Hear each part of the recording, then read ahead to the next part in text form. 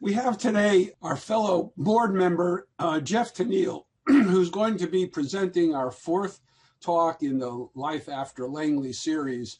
Our first talk was from Steve Miller, who left Langley to pursue a professorship in a university, and he was quite successful. He gave us his talk. Then we had Olaf, who told us about his, after leaving Langley, going to private industry. Yeah, we had Dave Rubish talk about his tours in Africa. And today, Geoff Tennille, who is a world traveler as well, will talk about his tours. And I didn't anticipate this through the polar regions, both the North and South Poles. A little bit about Geoff. He is a Norfolk native, went to school in UVA, lost the draft lottery, and served in the Navy for 6 years, came back and got into computer programming. He worked in our computer applications branch and assisted researchers in programming the craze that we had there at the time. In the mid-90s, he became the center's IT security manager, and he was leading the effort there, as during that time, that's when viruses started to grow and become a problem. He was instrumental in helping the center address that.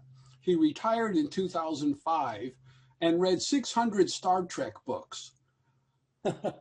Do 600 Star Trek books exist? That's amazing. I didn't know there were 600 planets or solar systems that they could visit. Anyway, he's got all kinds of retirement activities, one of which is touring all over the world, and we're going to hear about two of those tours today. It's all yours, Geoff. Thank you, Dan. I'm going to talk about two tours we took, one in 2012, which was our first world cruise, and then in 2015, we took what's called the Voyage of the Vikings. Now, what's interesting about these two tours is that before I left on the first world tour, I got a call from Catherine Smith who said, "Geoff, what ship are you on for your world tour?" And I said, "Amsterdam." And she said, "I think John Shoesmith's going to be on that cruise too." And sure enough, he was. And then when we took the cruise Voyage of the Vikings in 2015, Marty and I were sitting in one of the lounges waiting for the boat drill, and John Shoesmith and his new wife came bopping around the corner. So they went on that cruise with us as well. Where are we going first? We're going to do the far south latitudes because that was our first tour. And we're going to cover the Falkland Islands, Antarctica, and Tierra del Fuego. And this is our first world cruise. They were generally, 113 to 118 days. Our first stop was the Falkland Islands, which are pretty fascinating. They're down off the coast of Argentina. And remember, the British and the Argentines fought a war back in the 80s, I believe, over those islands, primarily because they've discovered oil. And the Argentinians want that, and Britain doesn't want to give it up. But one thing they've got is a large penguin colony and a lot of sheep. So anyway, the capital is Stanley, and it's a nice little community. It's subsidized by the United Kingdom, so they have help with their housing and things like that. And the penguins are kind of symbol of the island. They have this one church in the downtown, and the sculpture in the churchyard is constructed of ribs of blue whales, which is something you're not going to see anywhere else. So we went out to see the penguins, and they were enthralled by Marty's bright yellow hat. She walked out, and they just walked up to her, and they just loved it. And we have Magellanica penguins that were buried in the sand, and king penguins out walking on the beach. Seemed to ignore us. They just saw we were part of the natural habitat. So then we went to Antarctica, and you can see that the Falklands aren't too far from what we call Little America. But down in the Antarctic, yeah, I was just struck by the beauty of all the ice formations. They have the arches, uh, lots of icebergs. You can see part of the ice shelf and the ice sheet from the ship. It's all starkly beautiful, kind of like, I guess, going to the moon. And of course, there are plenty of penguins down there. They were actually out sunning themselves on the ice floes because it was 59 degrees. And this is a huge penguin colony, as you can see at the distance. All those little specks are penguins. We also saw seals and whales all over the place. And this is a Chilean research vessel in their base camp. We were supposed to go to one of these base camps, but it turned out the tour company was running a scam on Holland America that we discovered and brought back proof to the CEO of Holland America, and he was absolutely appalled by what had been going on, and then his cruise director was fully aware of this and hadn't called the cops on him. One thing we found in the polar regions also was just absolutely beautiful sunsets. I never got up early enough to see the sun rises. Then one of the last places we went down there was Tierra del Fuego, and down at the very tip is Ushuaia, Chile, and that's where a lot of the expeditions to the Antarctica start from. And it's also a national park down there for Chile called Tierra del Fuego. And it's, again, starkly beautiful, and you can see the Andes off in the distance. Drake's Passage is pretty calm, which was quite a difference from coming up from, we had been down in Antarctica, we came up to Ushuaia, and we had 40-foot seas. So we got over here into the Drake Passage, that was a welcome relief. But the storm moved on, and we wound up spending extra time there because they wouldn't let us back out. So after seeing the Antarctic, we heard a lot of people talking about this voyage of the Vikings. And so we did that in 2015. And primarily, we're going to visit Greenland, Iceland, and the Faroe Islands. Now, Greenland is fascinating. It's got this world's second largest ice sheet, and it's kind of an autonomous region of Denmark. They are self-governing, but Denmark handles their foreign affairs. So then we have beautiful sunsets, ice flows, and this town of Qaqortoq had these marvelous carvings, the faces and the whales. And they had a little village. There's a helicopter there supplying the village. That I'm not sure whether he was taking off or landing. And they had this one restaurant, town of 3,000 people, and they had one restaurant, and it was a Thai restaurant. So we figured if you're in Greenland, there's a Thai restaurant, you've got to go in. So we have an elephant from Greenland in our collection. They also have the jewel store, and you may remember these little kiosks that they used to have at the Langley Federal Credit Union. They have one of those up there. And they also sell ice cream. And the Inuits seem to love the ice cream. This is over in Prince William Sound. These village names are really difficult. This is a Peletok village, and we couldn't get into there, but the villagers came out to meet us, and we sent them back with a load of fresh fruit and vegetables, which they really seem to enjoy.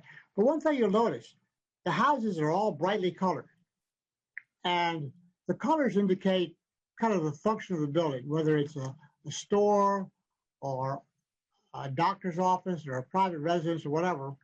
We never figured out what the color scheme exactly was, but And so when you have the whiteout conditions, you can kind of get some idea of what the buildings are.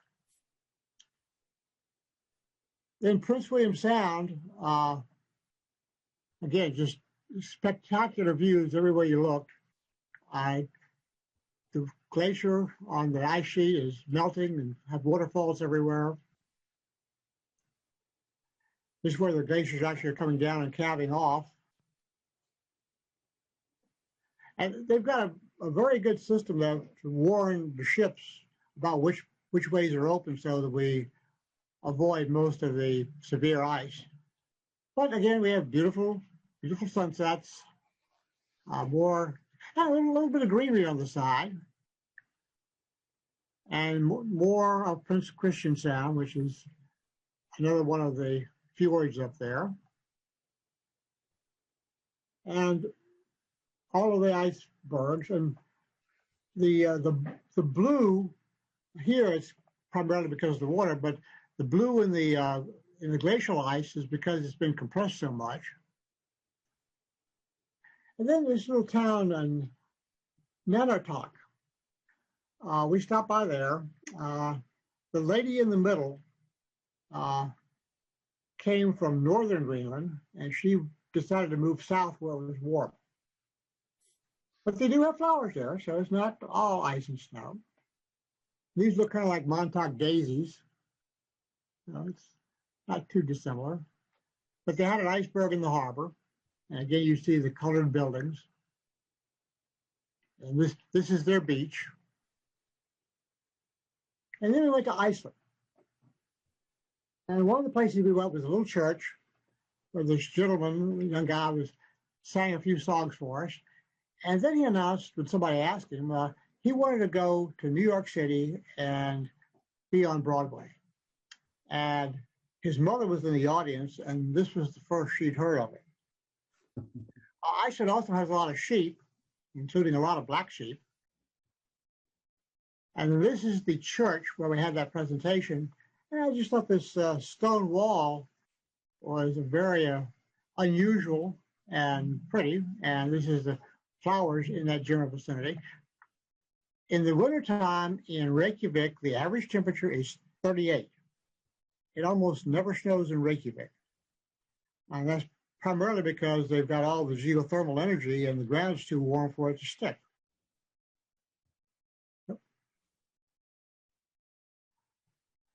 Then everywhere you go in Iceland, you see trolls and cows and horses. And the Icelandic horses have got an extra, I forget whether there's an extra set of ribs or one less set of ribs.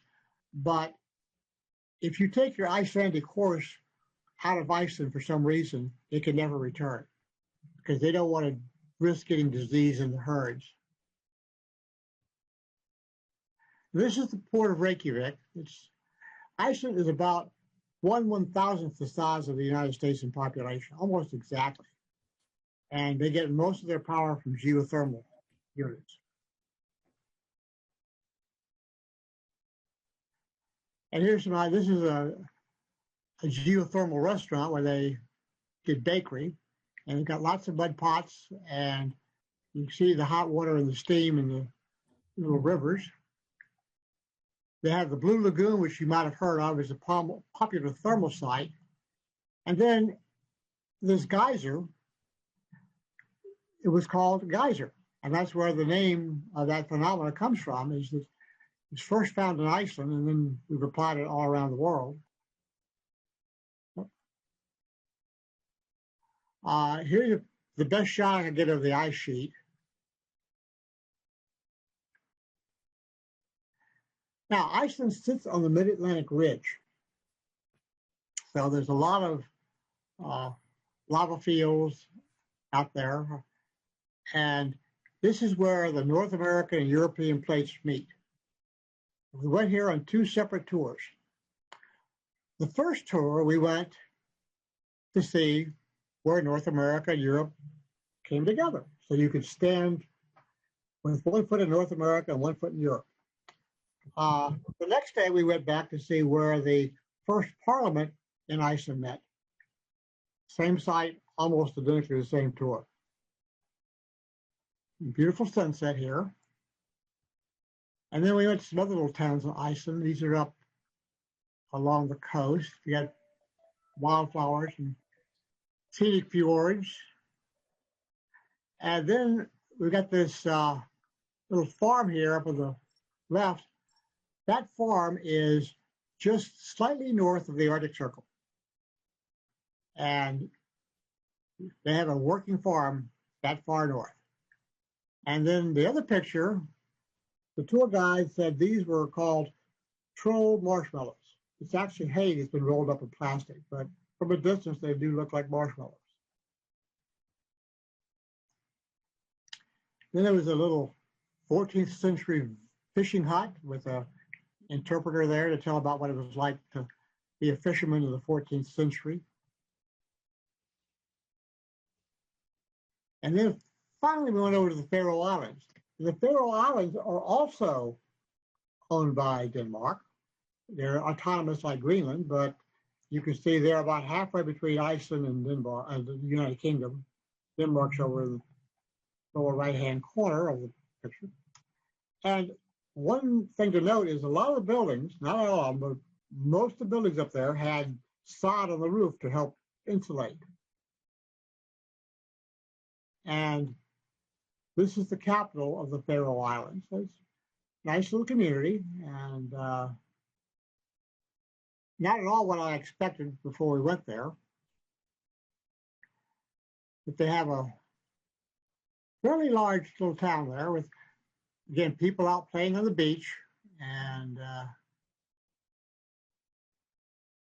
actually, we found people in Iceland were out sunbathing because it was 55 degrees. They also had a fish farm out in the harbor, so they didn't have to go very far to get the fish. But they had very nice boats. And this is kind of to close it out. This is, hopefully it'll work. This is a waterfall in Iceland. All glacial melt.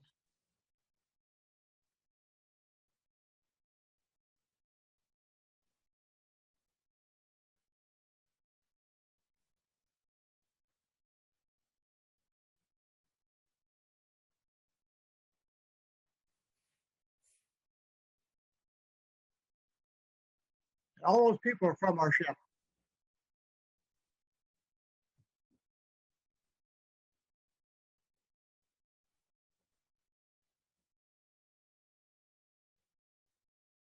And everywhere we went, we saw waterfalls like this. It was very, very beautiful. So that concludes my talk. Anybody have any questions? Geoff, how thick are these glaciers at this point in time? How thick are they? Yeah. Well, the ones in Greenland and Iceland aren't all that thick because both of the islands are well above sea level still. So perhaps the very thickest part might be like a mile deep or something, or 3/4 of a mile. It's not like Antarctica where you've got 12 to 15,000 feet of ice on top of the continent and it's depressed below sea level. So these are melting much faster than Antarctica. Okay. Hey, Geoff, this is Manjula. My question is about melting of ice at both poles, melting of ice. Okay. So have you witnessed that? And did any of the guides talk about it, at what rate they're melting? Because as you all know, that's the biggest concern for climate change. And also, did you see any of the scientific basis at either one of the poles, or even kind of in a superficial way, NASA's or anybody else's? So just curious about it. Well, the tour guides did mention the fact that the ice caps were melting. Mm-hmm. And we also got, like I said, in Antarctica, it was 59 degrees when we were there. So I didn't expect a 59-degree day in Antarctica. So obviously things are getting warmer. But it was just amazing to see how much water was coming off in Iceland and in Greenland. You've got waterfalls everywhere where it's all melting ice. So it's the signs are all around you. It's Yes. happening.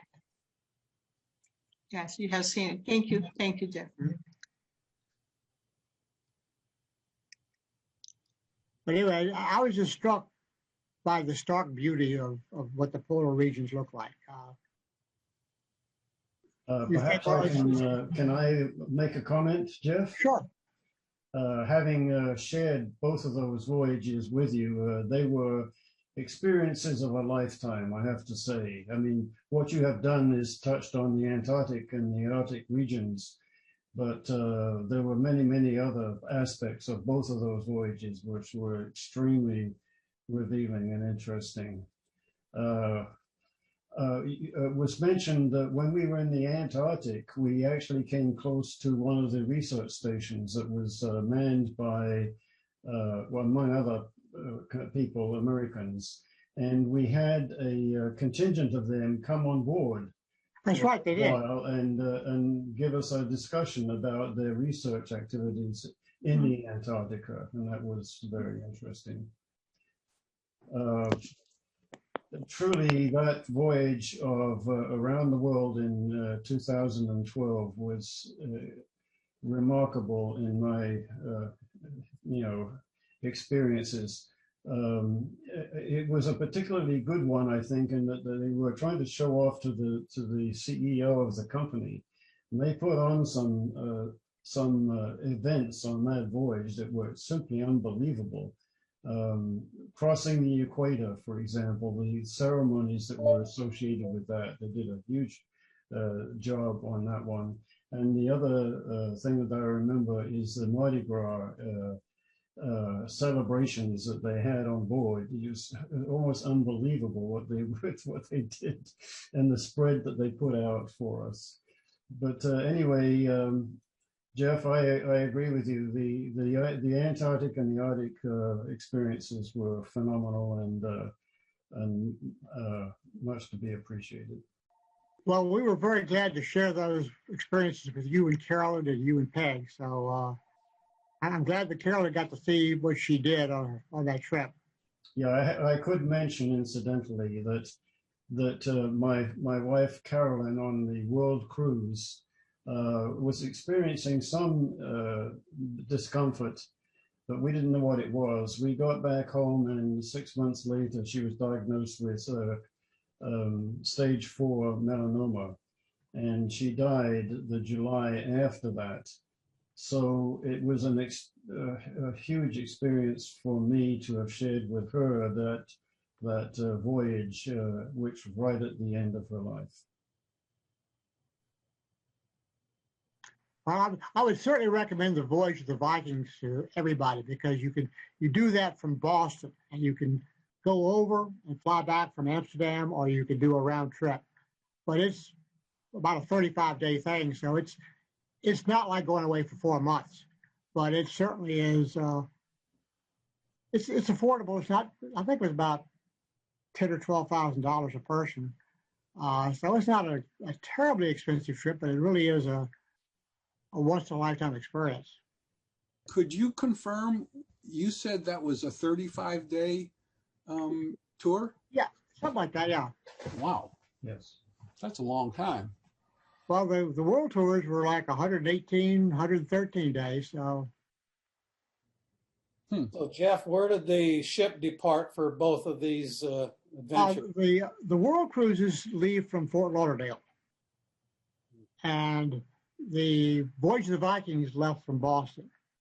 Now, when you leave from Fort Lauderdale, almost all the tours, not all of them, but almost all the tours leave Fort Lauderdale and go through the Panama Canal.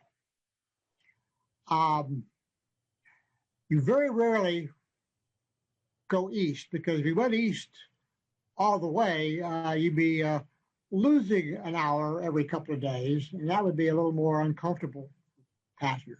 So we tend to go west, where we can gain an hour every couple of days and recharge our batteries. Yeah, we had to do that because we were visiting Brazil and Argentina, Uruguay.